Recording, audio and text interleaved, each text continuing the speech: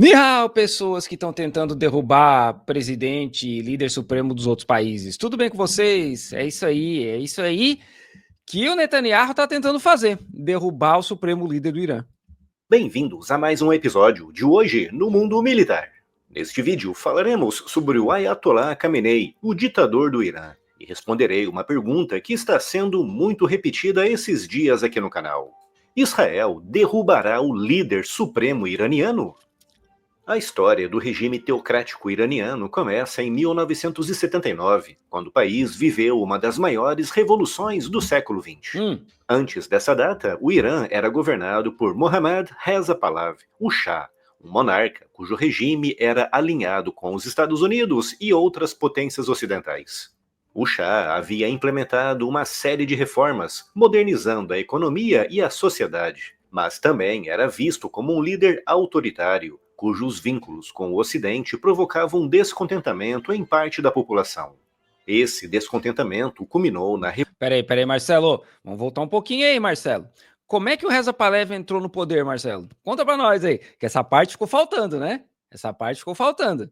Porque em 53, antes de 53, um outro líder no Irã nacionalizou indústria de petróleo, e aí o Império Britânico, que naquela época controlava o petróleo do Irã, mas os Estados Unidos falaram negativo, parceiro. Nós não vamos deixar isso acontecer. E aí, em 53, a CIA dá o primeiro golpe deles e coloca quem no poder? O Reza Pahlavi. Ele chega no poder através de um golpe dos Estados Unidos. Então não é simplesmente, o cara estava ali no poder porque, sei lá, foi eleito, porque Shah, se eu não me engano, é rei, né? Vocês corrijam aí se eu tiver errado. Mas esse termo Shah na Pérsia é rei. Eu acho que é isso.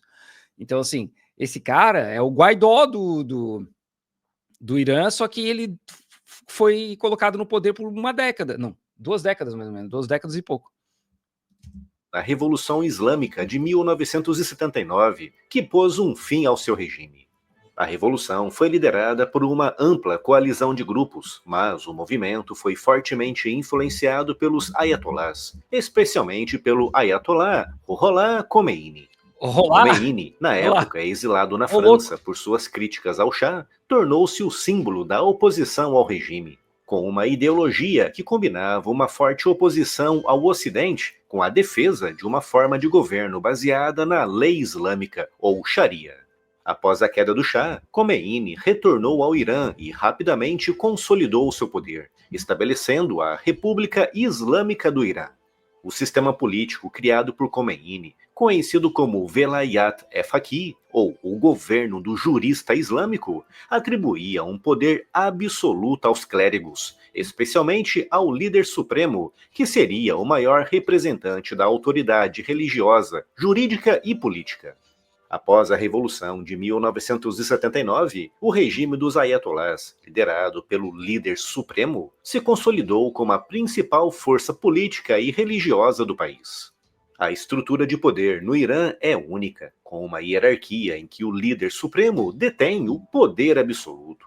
Um homem escolhido entre os clérigos de alto escalão que recebe uma autoridade inquestionável, com controle absoluto sobre o exército, as forças de segurança e os tribunais, além de poder influenciar a política externa e a economia do país. Sabe qual é o problema? O problema de descrever tudo com essas palavras, como o Marcelo está fazendo aqui, é que a gente vai partir do nosso ponto de vista para julgar o Irã dessa forma aí, né? Então, quando ele coloca um monte de palavras assim, é o líder supremo que controla tudo, que controla o exército, que não sei o quê, com as palavras que ele está escolhendo, para a gente parece um absurdo, porque a gente não está acostumado com isso. A gente foi criado num sistema no Brasil que não é feito dessa forma, né? A gente cresce num Brasil onde a gente pode votar, né? Uma pessoa um voto, sabe? E não é uma democracia, assim, nossa, mas, né, de qualquer forma, a gente tem uma certa voz, né? Então, a gente é levado a pensar, nossa, o Irã é uma merda. Mas o ponto é, as pessoas lá do Irã, tá ok para elas ou não tá ok para elas? Porque isso é que é importante, né? Porque se funciona para eles, eu não tô aqui dizendo se funciona ou não, tá? É só um ponto para a gente pensar, porque as palavras, ela tem um peso muito grande, elas têm um poder muito grande, é o que a gente falou na live ontem, né? Quando é Israel falando alguma coisa para o Irã, é Israel avisa Irã que vai fazer alguma coisa. Quando é o Irã que fala, nas notícias sai Irã ameaça Israel. Então é muito importante a gente entender esse uso das palavras. Sendo por isso, na sua essência, um ditador autêntico, escolhido por um corpo de clérigos composto por membros vitalícios que, por sua vez, são eleitos pela elite política iraniana. Como o líder supremo não é diretamente escolhido pela população, o poder no Irã é mantido nas mãos dessa elite religiosa. Além do líder supremo, a estrutura de poder no Irã inclui o presidente, que é eleito diretamente pela população. No entanto, os candidatos são pré-escolhidos pelo Conselho de Clérigos, com a lista sendo aprovada pessoalmente pelo Ayatollah. Eu gosto sempre quando vem essa galera sem noção aqui, né? Funciona assim: mulher morre apedrejada porque o cabelo estava à mostra. Cidadão, se mora no Brasil, cara, morre mulher todo dia. E aí? Vamos usar uns argumentos um pouco melhor, né? Um pouco mais aprofundado, cara. De novo, ninguém tá dizendo aqui que o Irã é perfeito e tá tudo certo, cara. Vamos usar uns argumentos melhor, vamos? Porque ficar só repetindo essas baboseiradas. O cara que mora nos Estados Unidos tá falando de feminicídio no Irã. O cara que mora no Brasil, desculpa. A autoridade do presidente também é muito limitada, já que todas as decisões que toma precisam ser conferidas e aprovadas pelo líder supremo. Então, é isso aí, né? Alguém mencionou aqui um ponto importante. Dessa forma, o Papa também é um ditador, né? É o que eu sempre falo. Eu falo isso direto. O Vaticano é uma ditadura eclesiástica. Mas não é a mesma coisa, gente. Não é a mesma coisa. Não é. Não é. Sempre vem a galera falar: não, gente, o Vaticano não é a mesma coisa. É a mesma coisa, cara. É a mesma coisa. Sabe? É a ditadura eclesiástica onde quem manda é um líder religioso, um líder supremo religioso, que é escolhido por Deus. O regime iraniano, portanto, combina a figura de um líder religioso com a de um chefe supremo de Estado em um estilo autenticamente ditatorial, criando um sistema político único onde a religião desempenha um papel central na governança, conhecido como teocracia.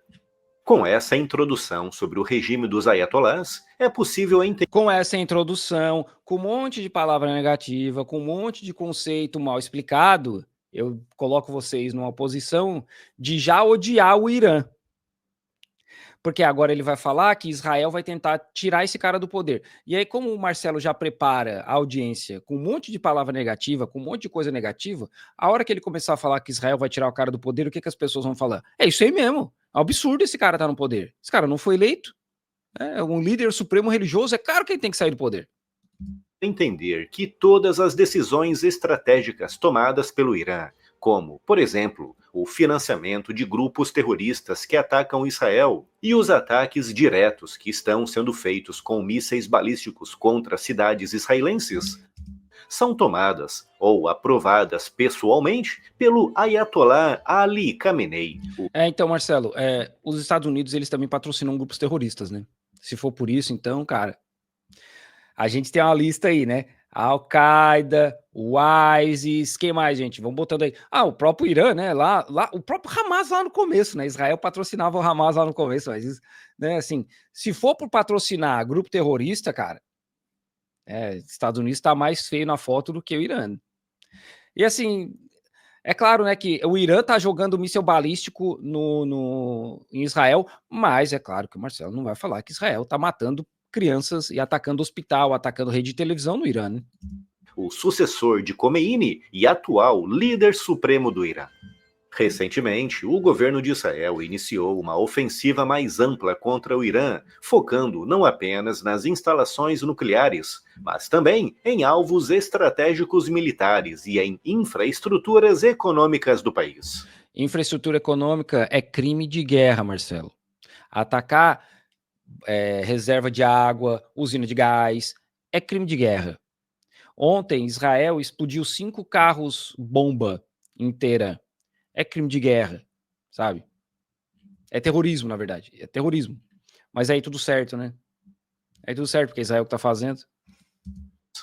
A estratégia israelense inclui também ataques visando a eliminação da elite militar, como os comandantes do exército e do Estado-Maior, ataques a aeroportos ligados ao esforço militar iraniano, fábricas de eletrônicos e centros de manutenção de aviões.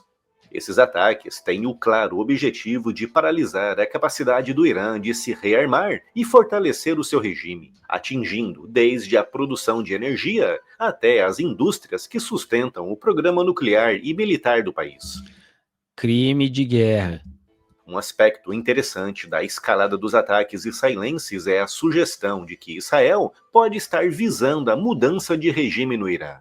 O primeiro-ministro israelense, Benjamin Netanyahu, condenado por crime de guerra, que tem um mandado de prisão ativo pelo Tribunal Penal Internacional, né? Um criminoso de guerra, esse Dumbo do inferno. Fez apelos públicos ao povo iraniano, incentivando-os a se levantar contra o regime dos ayatollahs. De acordo com Netanyahu, a luta de Israel não é contra o povo iraniano, mas contra um regime opressor. Essa mudança de... O cara que está praticando um genocídio em Gaza, tá? O cara que mata civil todo dia, tá falando de regime opressor no país dos outros. Vocês veem o nível do ridículo? Vocês veem o nível de deslocamento da realidade? Vocês veem o nível de propaganda que a Europa, Estados Unidos e esses caras aí do Brasil fazem quando eles dizem que não, o Israel tá só defendendo o resto do mundo, sabe? Vocês veem o deslocamento da realidade?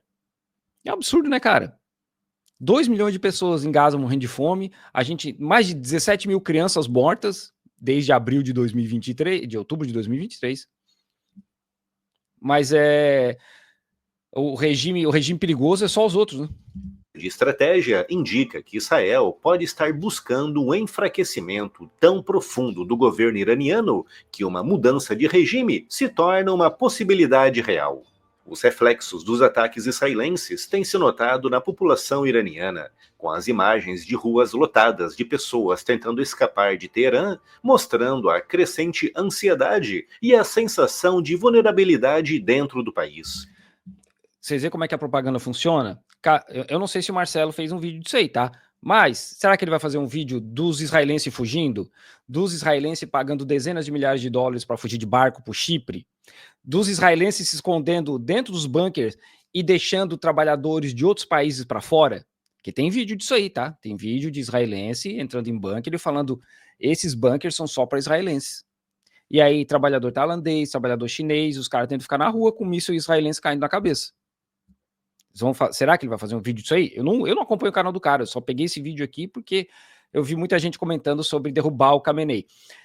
Agora, vamos pensar isso de um outro ponto de vista. Né? Se fosse o mundo falando, não, vamos tirar o Netanyahu. Os ataques do Irã estão enfraquecendo o regime nazista, fascista de Israel e vamos usar essa oportunidade para derrubar o Netanyahu. Não vai acontecer, né, cara? Muito pelo contrário, tá lá a Ursula von der Leyen lá da Europa ligando pro Netanyahu, que é um criminoso, gente, criminoso. Igual o Putin tem um mandado de prisão expedido pelo Tribunal Penal Internacional. O Netanyahu também tem. Tá lá a von der Leyen ligando pro cara, aí, Netanyahu, você precisa de ajuda? Sabe? Refletindo não apenas o impacto direto da ofensiva israelense, mas também o desgaste social e político do regime iraniano, que já enfrenta uma oposição interna crescente. Apesar da mudança de regime não ser oficialmente declarada como objetivo de Israel, a escalada dos ataques indica que Israel pode estar disposto a assumir os riscos dessa estratégia, visando não só deter o programa nuclear do Irã, mas também enfraquecer a estrutura do regime dos ayatollahs. E tá tudo certo, né? Tá tudo certo. Mas esse Dumbo do inferno aí que tem que cair, cara. Já tinha que ter caído faz tempo. É um absurdo, mano. É um absurdo. Esses países branco rico continuam dando dinheiro pra esse cara e apoio militar. Para os apoiantes dessa estratégia, a queda desse regime enfraqueceria a estrutura de suporte para dezenas de grupos terroristas no Oriente Médio, o que aliviaria muito a pressão sobre Israel e os seus aliados regionais, podendo mesmo marcar o fim de grupos como Hezbollah no Líbano e os Houthis iemenitas, que desde outubro de 2023 estão atacando navios e o território israelense com mísseis e drones iranianos. No entanto, os que... Talvez, Marcelo, vamos pensar assim, ó, talvez se Israel não fosse um país colonizador safado, que não estivesse praticando genocídio, nada disso estivesse acontecendo, né? Sim, só talvez. Porque assim, o Irã tá ali faz 5.000 anos, cara, sabe? Então talvez, se Israel não fosse um estado fascista, colonizador dessa forma, nada disso estivesse acontecendo. Se respeitasse os direitos humanos, se tratasse os palestinos como pessoas, talvez nada disso tivesse acontecido. Talvez eles não tomassem míssil balístico na cabeça, né? Que são contra essa estratégia temem que a queda do regime dos ayatolás possa abrir espaço para o aparecimento de grupos ainda mais extremistas dentro do Irã, que foi mais ou menos o que aconteceu no Iraque após a queda da ditadura de Saddam Hussein. A queda não, irmão. A queda não. Vamos lá. O Iraque foi invadido com uma desculpinha esfarrapada, porque eles violaram 2 regras da ONU. 2, tá? Israel violou dezenas. E nada acontece. Nada acontece. Israel viola regras internacionais todos os dias, e o que a gente vê é Israel tem o direito de se defender. Sabe? É isso aí. Não foi a queda do Saddam Hussein. Foram os países branco-rico que invadiram o Iraque para derrubar o Saddam e para roubar petróleo, ouro e tudo mais que eles puderam roubar de lá, né? Para eles, essa estratégia só funcionaria se uma outra liderança forte assumisse imediatamente o poder em Teherã. No entanto, após mais de 45 anos de poder absoluto, não restou no Irã nenhuma oposição política forte capaz de unir toda a sociedade em uma fase pós-Ayatollah, deixando no ar o risco do Irã se converter em um novo Iraque pós-Saddam, só que quase 4 vezes maior. Ontem Israel bombardeou um hospital pediátrico. É isso aí. Crime de guerra acontece e nada acontece. Outra alternativa poderia ser a retomada da monarquia, sob a forma do filho do Shah. Essa ideia tem, né, um forte apoio entre os iranianos. Olha quem que tá na foto com o Shah. Olha só quem que tá na foto com o Shah, se não é o Dumbo do inferno. Olha só. Os que vivem no estrangeiro e até mesmo pelo próprio governo israelense. Mas, dentro do Irã, o regime do Shah ainda é lembrado pela sua perseguição brutal e, acima de tudo, pelos seus altíssimos níveis de corrupção. Por isso, o retorno da monarquia ao Irã pode ser uma boa ideia para o Ocidente e até mesmo para Israel em uma primeira fase pós-Ayatollah. Os caras já discutindo o que vai acontecer com o Irã no pós-ataque de Israel, cara. Meu Deus do céu, cara. Meu Deus do céu. Vocês veem o nível da parada? Israel, que é um país que não deveria existir, não deveria, porque eles simplesmente colonizaram a Palestina, tem um plano da tal da Grande Israel. A Grande Israel toma terra da Jordânia, do Líbano, da Síria, do Egito, e dependendo assim de quem vocês conversar, de análise de quem vocês forem ver, até do Iraque. Então tudo que Israel está fazendo aí não é para se proteger. Não é porque o Irã é uma ameaça para o mundo. Cara, o Irã não ameaçou atacar ninguém, né? O pessoal no Brasil está muito preocupado com o ataque iraniano, né? É só por projeto de poder e o projeto colonizador de Israel. É por isso que eles tomam o Iraque e controlam o Iraque. Os Estados Unidos controlam o Iraque.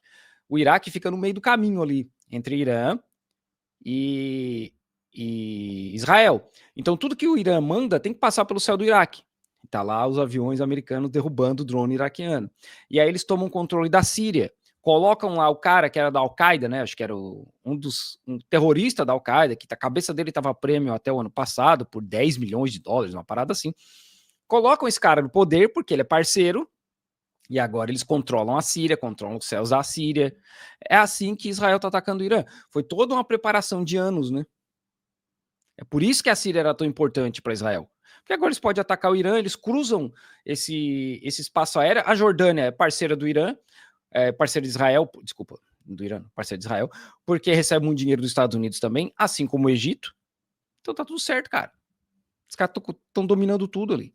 Mas sem reformas democráticas profundas, como um sistema presidencialista mais autônomo e mais autorregulado, o risco de surgirem grupos extremistas antimonárquicos, como os que surgiram nos anos 70, é muito elevado.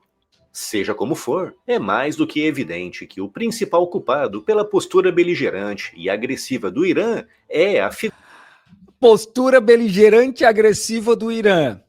Quem que atacou, irmão? Foi Israel, sabe? Foi Israel que atacou o Irã. Não foi o Irã que atacou Israel. E foi com uma desculpa muito, muito esfarrapada. É uma desculpa que os caras dão há 40 anos. Faz 41 anos, na verdade. Eu vi, alguém postou no Twitter o aniversário do Israel. O Irã vai ter uma arma nuclear em 72 horas, patriotas, sabe? Faz 41 anos que eles dizem que o Irã vai ter uma arma nuclear. 41. É uma desculpinha. Só não é mais esfarrapada do que a desculpa que eles usaram para invadir o Iraque. Então, não é o Irã que é beligerante. O Irã que foi atacado, cara. figura do Ayatollah, mas há o risco de que a sua eliminação possa criar um ou múltiplos novos problemas, potencialmente ainda mais graves no futuro. Por isso, é imprescindível que a sua retirada do poder, se ocorrer, seja acompanhada de um processo de reforma política e democratização profundo para evitar Feito por quem, Marcelo? Feito por quem? Quem que vai fazer esse processo? É igual que eles fizeram no Iraque, Marcelo? Que deu super certo no Iraque, né? Tá dando super certo. a repetição daquilo que aconteceu nos anos 70. Esse vídeo, né, óbvio, o Marcelo ele tem um viés pró-OTAN, então, né, obviamente ele vai demonizar o Irã. Mas é importante a gente falar dos fatos aqui, né? Como eu falei lá no começo, quem que coloca o Reza Pahlavi no poder de volta? A família dele já estava no poder, né? Ele sai ali, acho que nos anos 40, não sei se é antes da Segunda Guerra Mundial começar, e aí ele volta depois em 53, porque o Mossadegh, acho que era o nome do cara, era o Mossadegh. O cara é eleito e os Estados Unidos dão um golpe. E é por isso que eles estão no poder em 79, quando rola a Revolução Iraniana. Então, é importante explicar essas paradas, né? E de resto, assim, não, o Khamenei ainda tá no poder, e eu não tô dizendo que isso é uma coisa boa, coisa ruim, né, sabe? Eu não conheço o Irã o suficiente para dizer isso, mas qualquer mudança de regime que é causada pelos colonizadores safados, a gente já sabe onde é que vai dar, né? Porque eles vêm fazendo isso há décadas, e sempre dá errado, cara. Sempre dá errado.